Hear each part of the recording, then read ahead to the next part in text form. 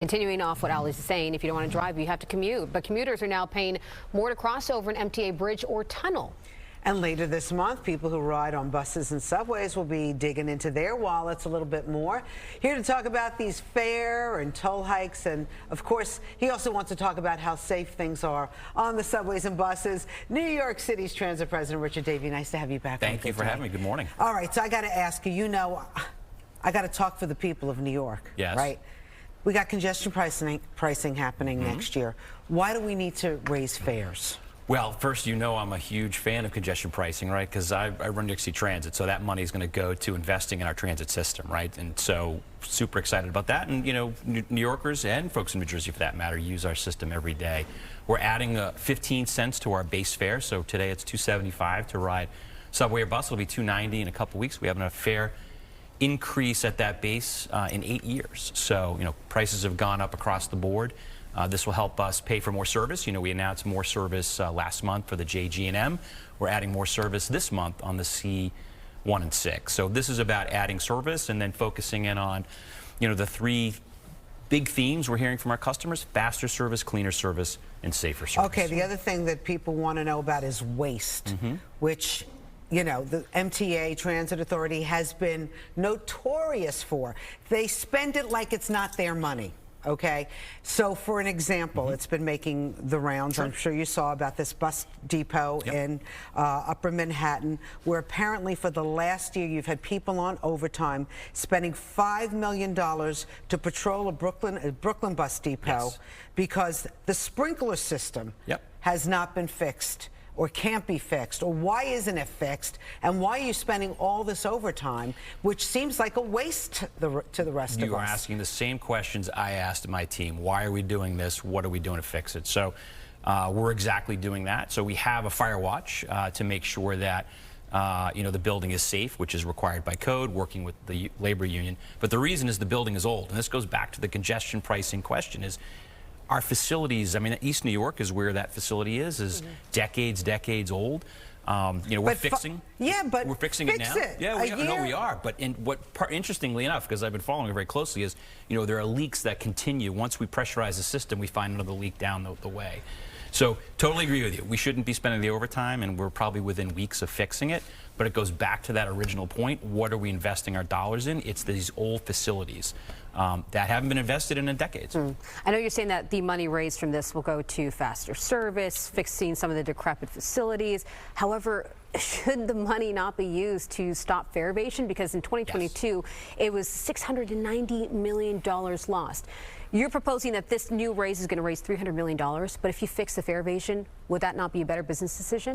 Both are better business decisions, right? So actually we announced last week, I was in Staten Island yesterday, about a new fare evasion program we have in our local bus system. So we're hiring our Eagle team, more Eagle team members, which is our law enforcement, unarmed law enforcement for fare evasion on bus. We haven't done that in recent times, so we're going to be focusing on fare evasion on buses. And as you mentioned, subway too. It annoys the heck out of me when we see folks walking through those emergency gates. And so we've had unarmed guards at a number of stations.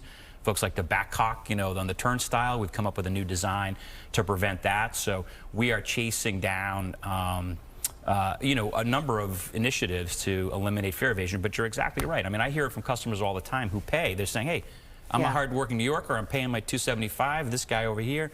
So we're chasing those folks to make sure they're paying their fair share too. And I know the number initially talked about was $300 million raised if we do this fare increase. Is that still the same number now that you're thinking with this increase of about 4%?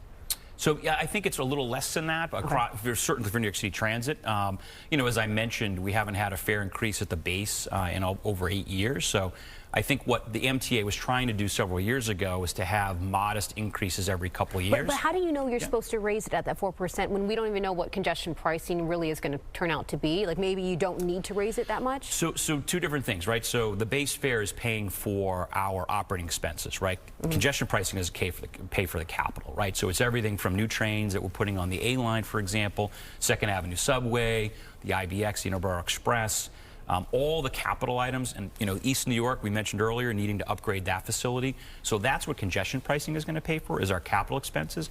The 15 cents we're adding to the base fare is adding for new service, and other operating expenses that are increasing. We obviously just recently gave our employees, our hardworking 47,000 employees, a raise, a modest raise, but we have to pay for that too.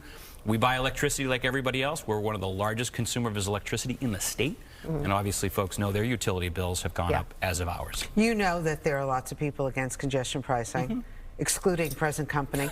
But I love present company. It's okay. It's all right. So Jersey, Yes. Congressman Gottheimer, and then of course Staten Island, and today there are people who are meeting because they're saying we have no idea how much this is going to cost and who's going to be excluded from paying it, and where is this money going? So for those people who are protesting and trying to get this stopped, is there a possibility of this getting stopped, or they're wasting their time? Well, I hope there isn't a possibility. I mean, again, I'm totally transparent in saying I'm an unabashed fan of congestion pricing, not only for the revenue it will raise to invest in our system, but I mean, the continued weather events. I was making a joke earlier. I think meteorologists have jobs for life, given all of the crazy weather we continue to see as a result of climate change. So I think those are the things we're looking at. I mean, Congressman Gottheimer, I chuckle a little bit. I think he came to my neighborhood. I live in Hell's Kitchen a few months ago for a press conference to complain about congestion pricing. He was late to his own press conference because of traffic, coming through the Lincoln Tunnel, and so I see it every day in my neighborhood, all the traffic. So, but I also see lots of New Jersey Transit buses coming through the tunnel and going to the Port Authority, bringing New Jerseyans into the Port Authority and into the subway system. So I have one last question, because I know we talked about safety and issues that happen on the subway cars, that we can't get service with Wi-Fi when you're in between stops. Right. That's a big issue, because if something does happen when you're in your car, you can't connect to anyone or call for help. Is there anything being done with that? There is. So we are actually installing Wi-Fi in our tunnel system now, so that'll take some time, but we did a deal with the company. It's a few years for sure, because we're also doing signal upgrades and others. We're also installing cameras, though, in our entire subway car network, right? So if there is an issue that's ongoing, we can video that. And then the new cars that are coming in, so on the A line, our conductors and train operators can actually look into the car, into the camera. So if there's an issue going on, train gets stopped, help can be gotten. But I would say that, I mean, I've made the joke that I think New York City Transit has more cameras in it than a Las Vegas casino. I mean, if you do something in our system, we will get a picture of you, we will find you. Did you get pictures from that crazy melee on Friday on 14th Street, where you got some good video there? We've got some video, obviously, helping NYPD. Thankfully, it didn't interrupt really service. We were bypassing the Union Square station for a little while. Thankfully, nobody got hurt in our system, but yeah, it was a little bit of an odd melee to say. I sort of rolled my eyes and said, hard to know what was going on there, but well, that's how I roll my eyes with congestion pricing, Mr. Davey. So there's nothing anybody can do to stop this. The train is rolling in. Well, what I would say is the board, the 6-person board that was gubernatorial appointed, are having meetings. They're going to meet again next week, I think, on the 17th, and that's where they're going to look at the pricing issue. To your point, a lot of people say $23. That's the outlier of one of like 9 proposals. Yeah, but $9 ain't great either. And what about the weekends when there's considerably less people in New York City? The board will take it up for sure, but it's all about trying to moderate We got to talk volume, to the board. They would welcome your comments, no doubt. We heard, I think MTA heard 70,000 comments through the whole process, both for and against. But again, I know change is hard for sure, but I tell you, I'm an unabashed fan. In order to invest in what we need to do in transit, that's what we're going to be doing, and at the same time, hopefully reducing pollution and improving air quality. Look, as again, someone who lives in Hell's Kitchen and sees the traffic coming through, I'm not unexcited about it happening, that's for sure. Richard Davey, President of Transit Authority, thank you so much for being here. Thank you for having me. Continued success, because your success is our success. I appreciate that. Okay.